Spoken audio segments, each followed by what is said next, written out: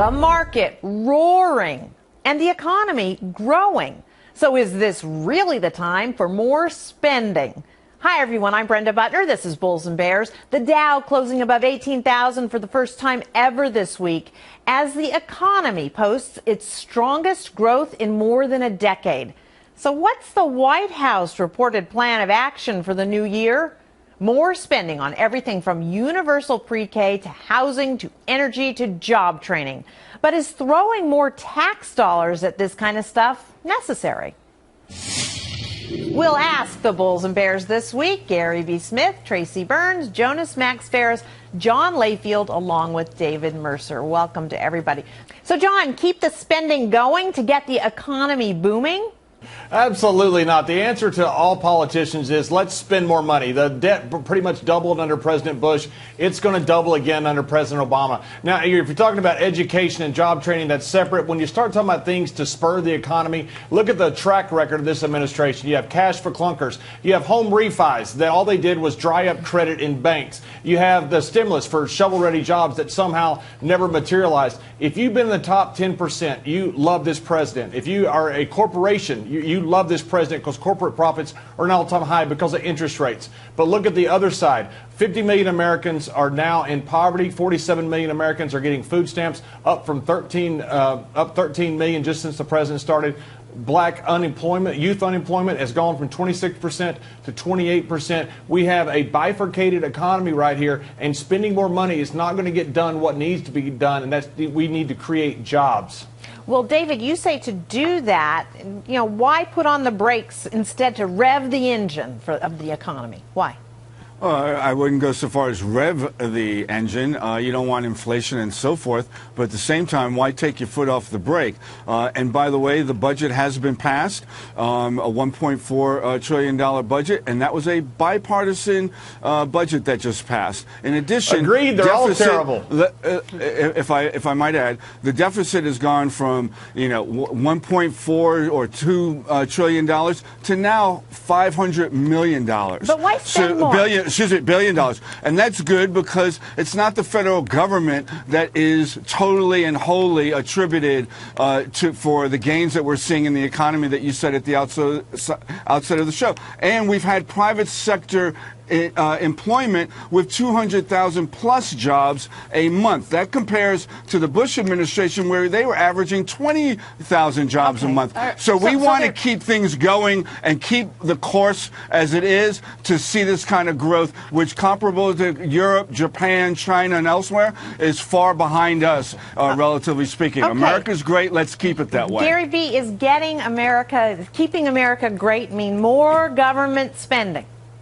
Well, God, I hope not, Brenda. But, it seems like the past few administrations, whether it's the Obama administration, George Bush administration, my gosh, going back to the FDR administration, it seems like every government solution is to take money from our pocket and spend it themselves. Listen, I might be fine with that if there was some positive benefit. But it's been shown in study after study, We're seeing Brenda, the benefits. hold on, please, that there is a negative multiplier. That is, if you take $1 from me, Brenda, and the government spends it, you get back less than $1 in benefits. That's number one. But number two is, where in the Constitution did our founders lay out that it's the government's responsibility, whether they do a good job or not, to stimulate the economy? Where is that? It's the private sector that creates jobs. It's not the government's responsibility to rein in inflation or tap on the brakes or hit the gas or any of that. Protect our shores, protect us from something like Ebola, enforce the laws, and then go away. Gary V doesn't. And then really the private feel sector is strongly creating about that. jobs. Hold on, Gary David. V. Hold on, David. Yeah. Tracy, $18 trillion in debt. What's a few billion between friends? Apparently that's the way they think down there. But why is it always we got to spend? Why isn't it that we talk about tax reform? Pull back those regulations. Gary B is dead on. Corporate America, small businesses, that's where you get jobs. That's where you get growth in this economy. You want to help them create jobs?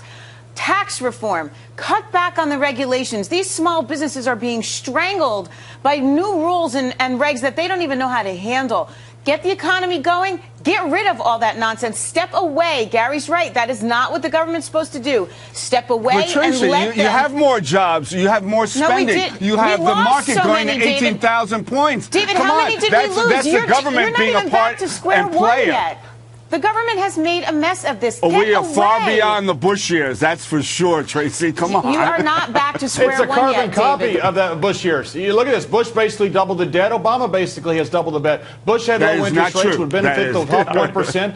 This Fed has low interest rates, which benefits the top 1%. Look at the 50 million Americans in poverty. Don't talk to me about income inequality, because this administration, same as the last one, carbon copy, has done the exact same thing and made it worse. Jonas? They've created We're really- hundreds of Hold on, thousands David. of jobs a month. David, hold on. I want to get everybody in. Jonas. We're really starting to dig for some negative stuff. We got the income inequality, the urban youth. Look, I agree with both sides here, because David's right in that the president should just come out and he should do the "You're Welcome America" time. It's time to do the victory lap. We've done all this stuff. Look at everything's great. You have to really dig to find worse things than 5-6 years ago. Talk about the auto industry coming back that he saved, and healthcare and all this. You know, the unemployment rate's down to a level that unless we had a bubble in the economy, you're not going to go a whole lot lower.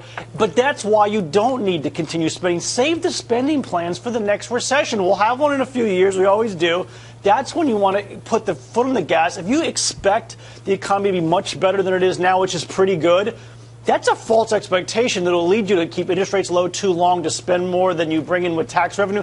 Now's the time to shore up the books, balance the budget, let it go. It's going well. We've done well. We're out of the hole more than any other country that didn't do what we did in the recession. Exactly. And it's time to Exactly. but it's time to he's saying really no do more of spending. it. Right, but David, he's saying stop the spending. This is not the time for more stimulus. Look, with a Republican House and a Republican Senate coming in, and with the elections, you have a budget that just passed with Republicans and Democrats. So no one is looking to go beyond what was the $1.4 trillion in the budget this time. And as I mentioned earlier, the deficits have been coming down since 2009. So we're on the right course, on the right track, and let's keep it there. And that means don't let your foot up on the gas, but you don't need to speed away. Yeah, but you know, John, interest rates are so low. That's what's been fueling a lot of this. What happens when they start rising?